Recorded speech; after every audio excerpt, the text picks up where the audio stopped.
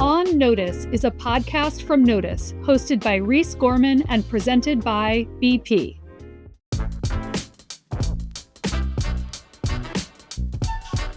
Welcome back to On Notice. I'm Reese Gorman, joining you from a booth here in Capitol Hill. My guest today is Congressman Pat Harrigan, a Republican from North Carolina. He's a former Green Beret who was deployed to Afghanistan, and he says the way we got out of the war is what caused him to run for political office. We're going to get to him in a few minutes, but first I want to introduce my colleague, Krista Dutton, who covers the state of North Carolina for Notice. Hey, Krista, thank you so much for coming on. Thanks for having me, Reese. You're a fellow here at Notice. You were assigned North Carolina. Do you have connection to the state, and how did you go about kind of making these connections in the state?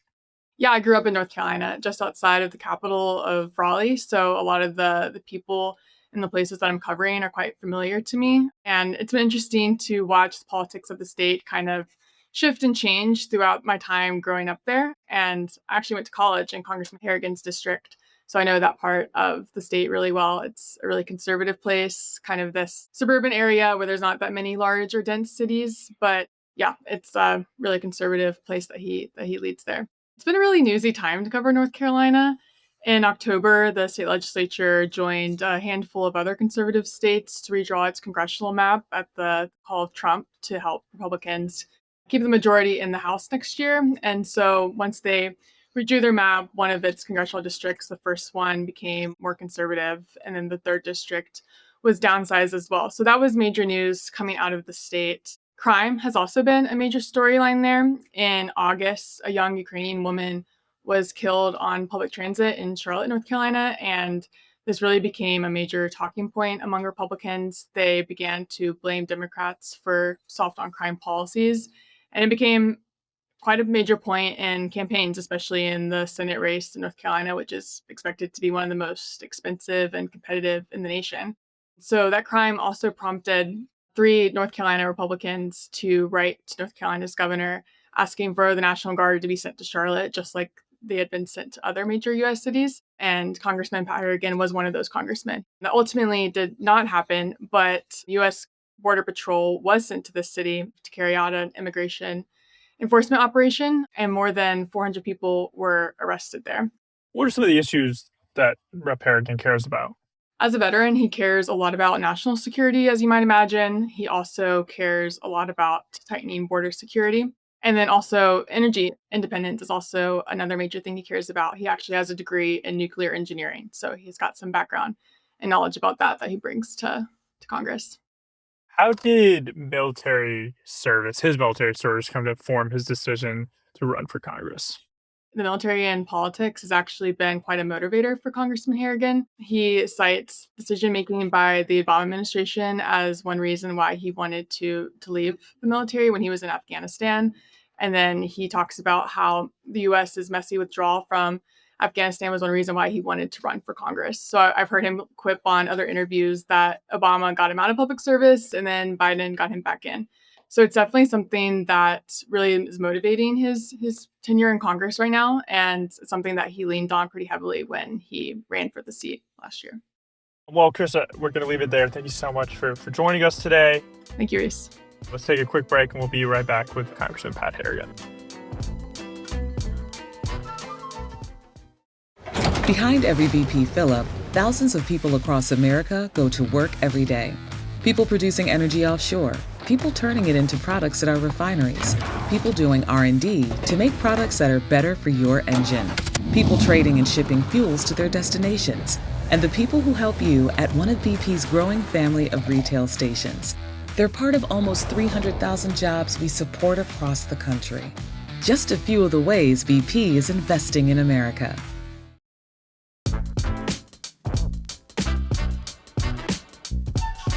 Thank you for joining us today at On Notice. Today's guest is Congressman Pat Harrigan. Congressman Harrigan, you're on Notice. Thank you so much for joining us today. I appreciate you taking the time to join us here. You're a freshman member of Congress. Why don't you walk us through kind of what has it been like? I mean, it's been a wild first 12 months of Congress. You're about almost a year in now.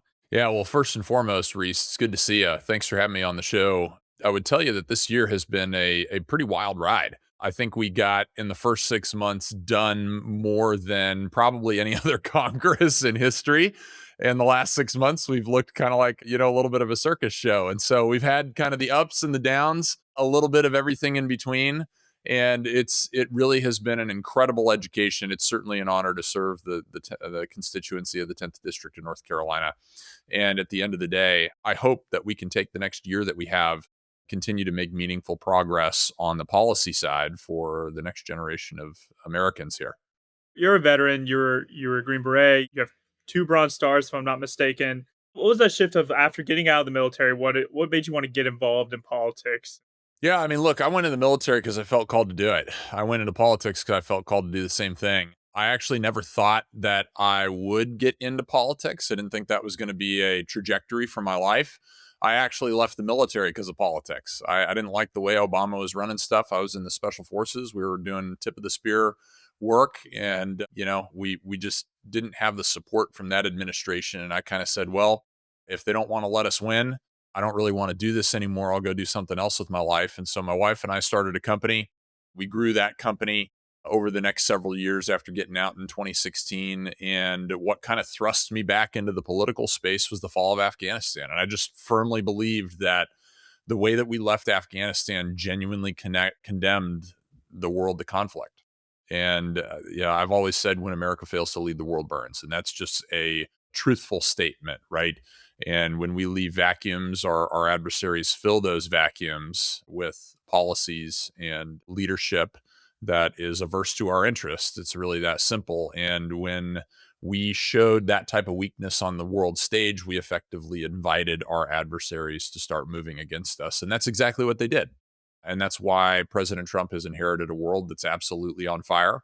We're doing the very best that we can possibly do to try to lower that temperature across the globe. But it's a very, very difficult thing to put that back in the box when you've loosed the chains of darkness, which is exactly what we did with the fall of Afghanistan. And so I just kind of looked at it and I said, you know what?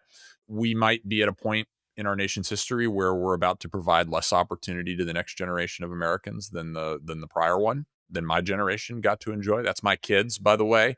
And I'm just not okay with letting them take a ride on a Democratic train into oblivion. And so decided to get involved. Don't have any background in politics, just decided, you know what, I'm going to run for Congress and go rip the face off these Democrats that are failed leaders who have been leading this down the road to failed outcomes in this country. And I'm going to try to do better for my kids and their generation. So here we are. When you joined the military, was it always in your head, I want to be special forces, I want to do this, or how did that come about? And what was that regimen and training like?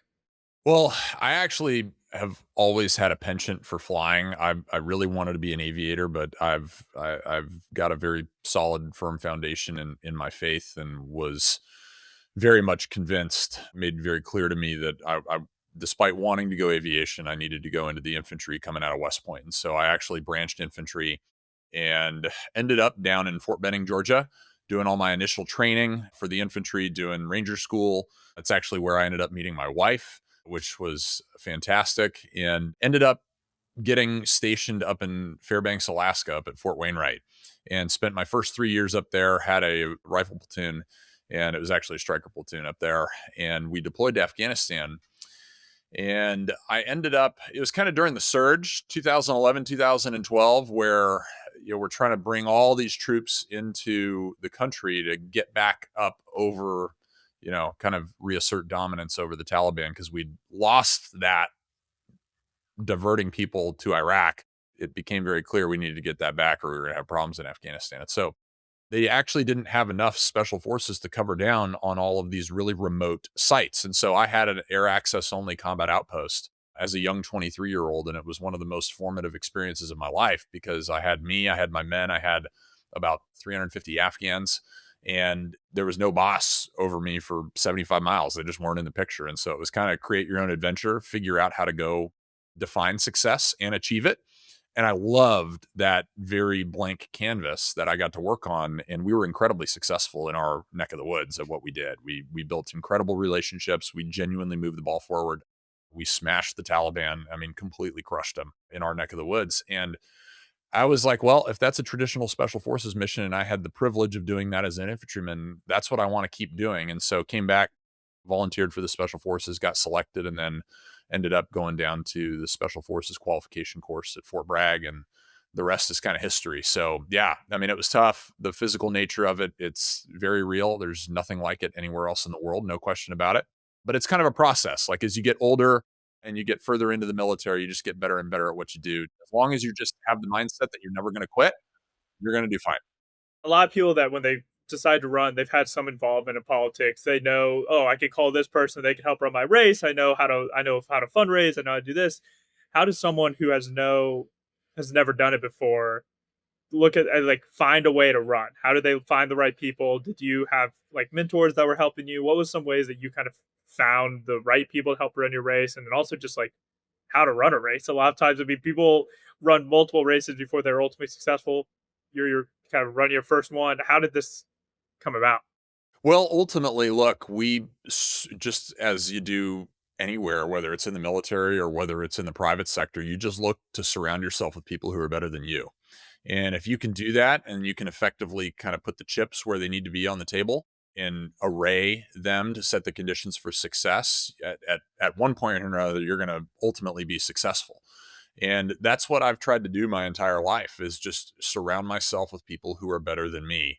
And whether that is having knowledge on the actual machinations of how a political campaign works, or whether that is hopping into the actual role and job of governance and governing, which, look, at the end of the day, it all comes down to principles, right? Principles, character, wisdom.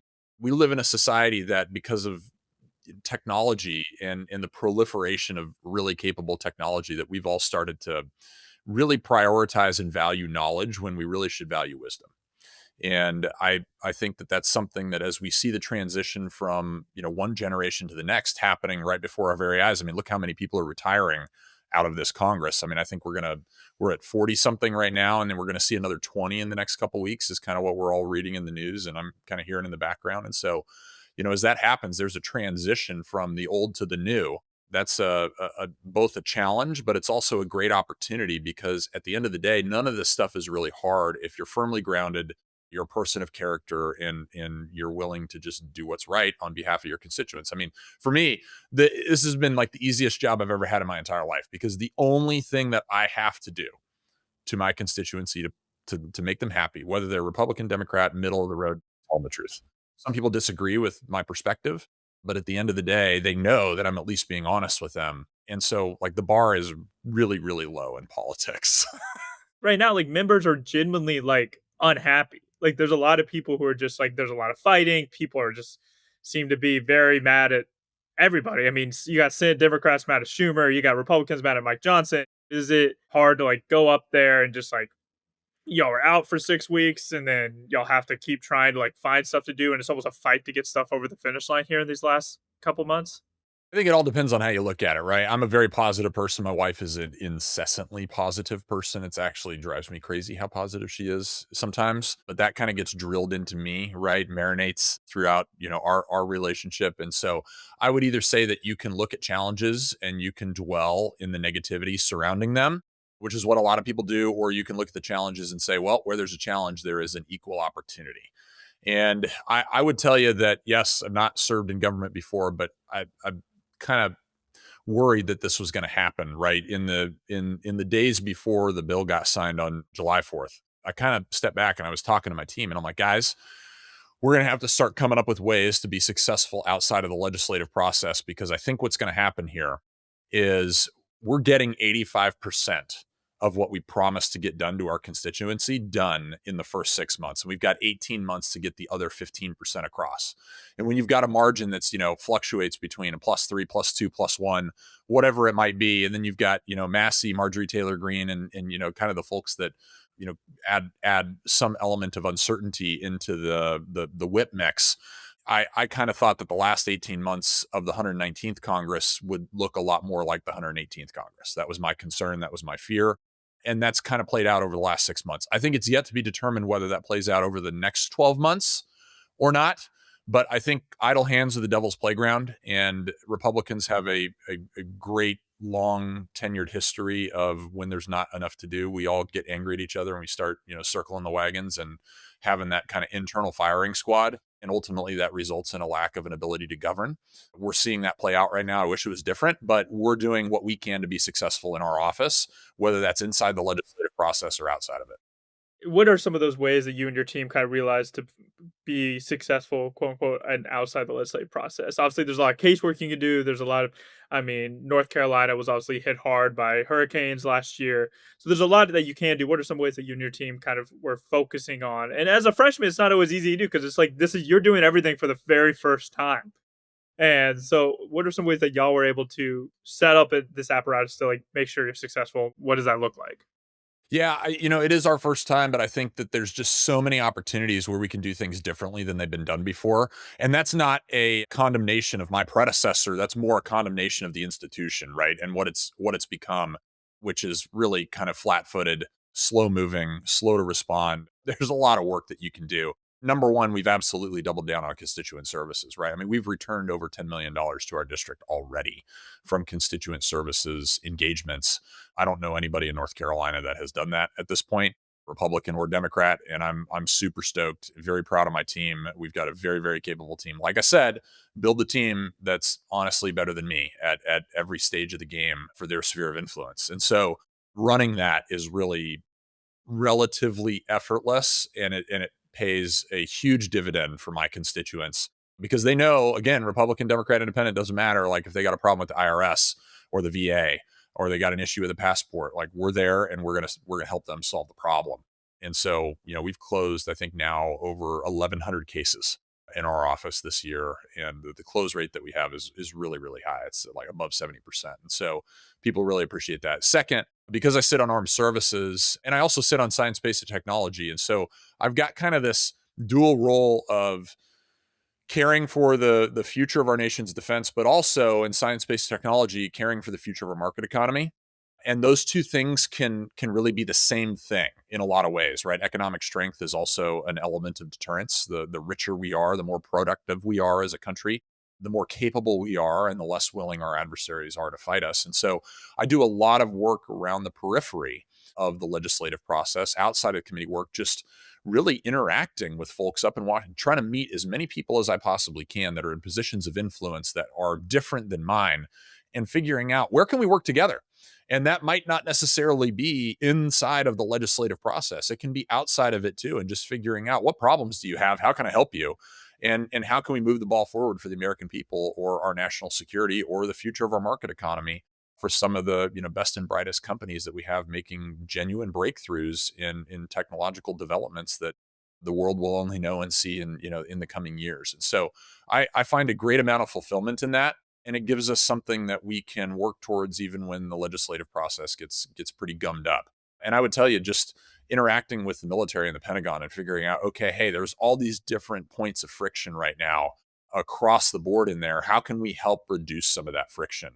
And ultimately, some of that just comes down to some really solid conversations and saying, you know what, don't look at me like a member of the legislature in this particular conversation. Look at me as an enabler that has some time where I can help you be more successful than you're being right now.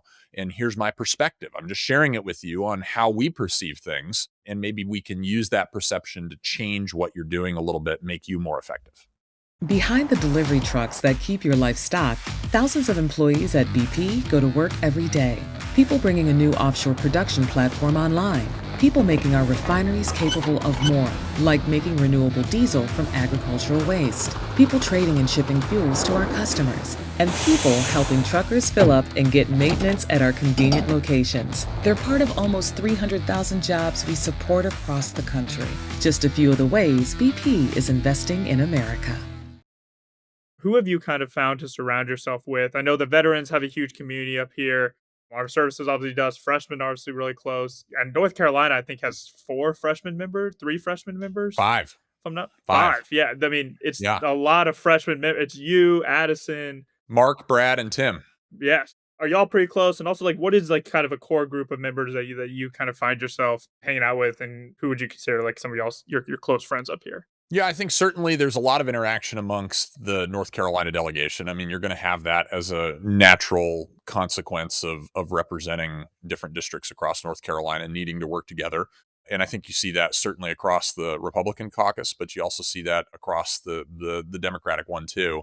Because at the end of the day, you want to get stuff done, you gotta work together, and a lot of things like infrastructure projects, they aren't really political. It's like, hey, what do we need in North Carolina? We're one of the fastest growing states in the country. Let's figure out how to solve this problem. Let's get a couple people on board, elevate the priority level of this to other folks, and make sure that we can bring the ball across the finish line in the form of some funding, at the end of the legislative cycle. And so we've been successful doing that.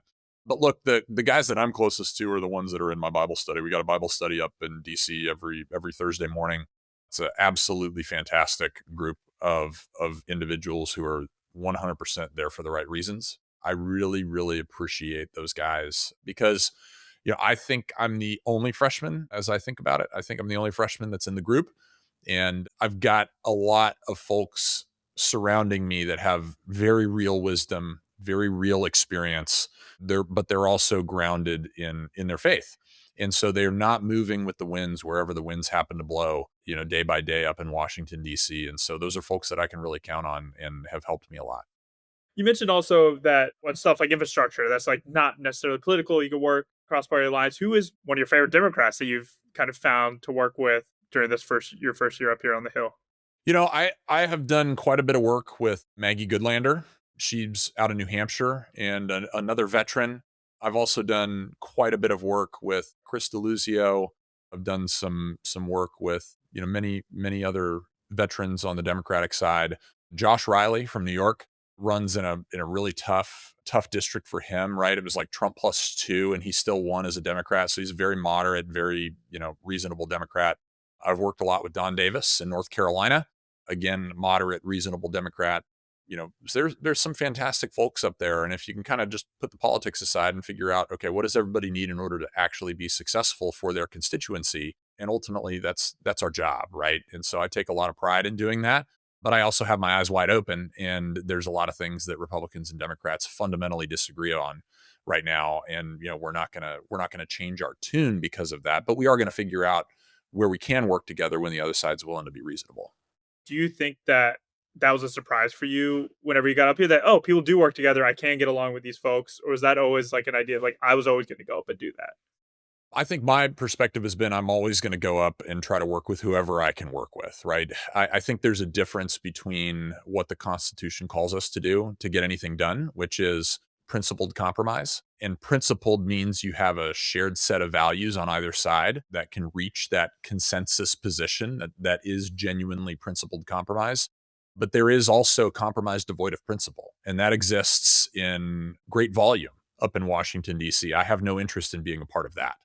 And I think most people don't understand the difference between the two. I would tell you that's probably why we've got such great problems in our country right now. It feels like we're at historic log jams on so many different issues. And it's because, from my perspective, we actually are in kind of a weird part of our history where we don't agree on the problems largely.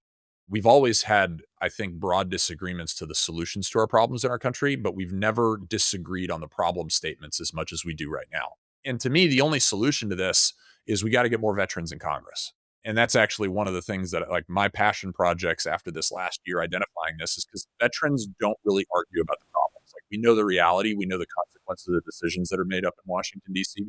And so by and large, and not exclusively, right, but by and large, we get along because we see the world the same way from the same perspective. We have a shared set of values. And if you have that shared set of values, that can let you get to principled compromise. If all you have is disparate value sets, and the only option available is compromise devoid of principle, well, that's no good for the country. How would you see your role in getting more veterans in Congress? What would that process look like in making that happen? Yeah, well, certainly, I think we're better off the more Republican veterans that we get into office. But that being said, I think kind of my personal philosophy that I've worked towards is I spend my time, I invest my money working towards getting Republican veterans elected. There's a couple different forums by which we do that. And then I don't really oppose my Democratic colleagues who are veterans. That's kind of how I've kind of shaken it out. And it seems to be that that's maybe the right philosophy. And if they reciprocate that philosophy back to us, I think we continue to increase the percentage of Congress that are veterans and that have military experience. And if you look back to World War II, the post-World War II, all the way through, maybe 5-10 years after Vietnam, like we were hovering in those high 60s, mid 70s, even up into the 80s percentage of Congress that were veterans. 3 cycles ago, 6 years ago, it was a historic low at 9%. And right now it's actually at 19%. And so I participate in the 4-country caucus, which is a caucus that is designed to support a bipartisan group of veterans that are committed to putting country over party. But I also support a Republican geared group that is dedicated to getting Republican veterans elected called the War Veterans Fund. And so I can operate, very well in either of those domains. And it really is a passion project for me. Like, we need a lot more veterans in Congress because we have a lot more people that aren't going to disagree on the problem statement. And at that point, you can get folks that can have principled compromise and get that consensus that the American people need in order to get anything done by way of the Constitution legislatively, but that we aren't, running afoul of our values while doing that. On a different note too, what is that like, traveling and being a member of Congress with a young family? Obviously, we see there are more younger members such as yourself coming into Congress, but then there's also a big population that is not young. They don't have young families. What's that adjustment been like for you? It's super difficult. Every day before I take off for Washington, whatever day of the week that ends up being, I got 2 daughters, 6 and 8-year-olds. And my 6-year-old daughter is at the door, plastered in front of the door, like blocking me, leaning up against it, like, "Dad, don't go, don't go." And then as soon as I walk out the door and head to the car, after I finally get her off the door and, hug and kiss and do all the awesome dad things, she is waving at me from the front porch as I'm kind of driving off to the airport. And then as I get out of the driveway and drive down the road, she's running along the side of our yard all the way till the edge of our yard, just waving at me until I'm out of sight. Like, that's hard. It's really difficult. My wife and I made a conscious decision to not have kids until I was done being a special operator, because I didn't want to be a gone dad or a dead dad, frankly.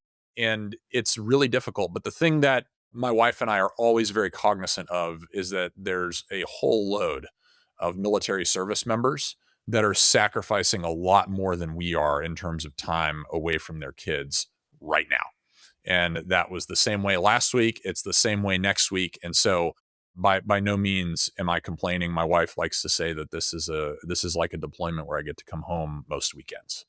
And so from that perspective, we've got nothing to complain about, Reese. We got a lot of people that are sacrificing a lot more that we got to be very thankful for. It's a good way to look at it. In 5 or 10 years, where do you see yourself? Do you want to stay in Congress? Where do you see Pat Harrigan in 5 or 10 years? I see myself back home. I've never looked at politics as a career. I want to go up. I want to make a difference for a period of time, and then I want to get out. I want to leave. And, part of that is just because I think that that's the way the founders intended it to be.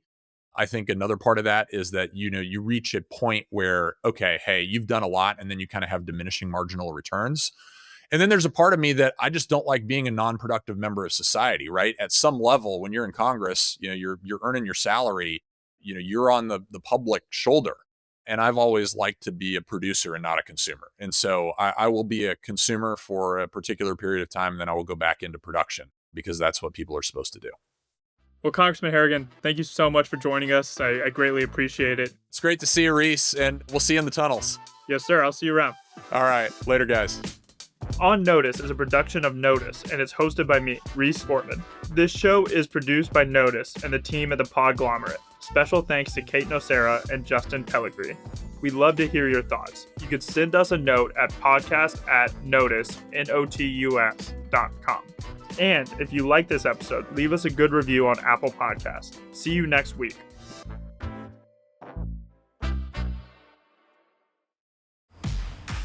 Behind those warm and cozy nights at home, thousands of employees at BP go to work every day.